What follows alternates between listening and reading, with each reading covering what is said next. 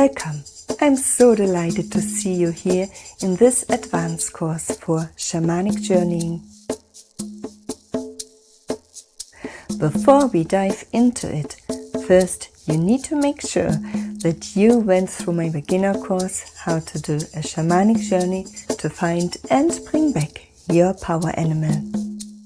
Because you should already be familiar with journeying and you need to have found your own power animal before you do a journey for someone else.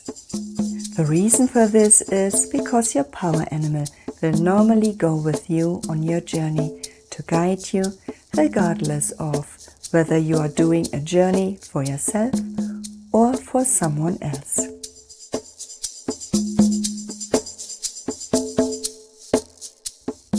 Just one thing before we begin. A little bit of information in this course is similar to some information in my Soul Retrieval course. I need to do this because I don't know if you have enrolled in my Soul Retrieval course and I don't want you to miss any important information. Thank you for your understanding and now let's move on.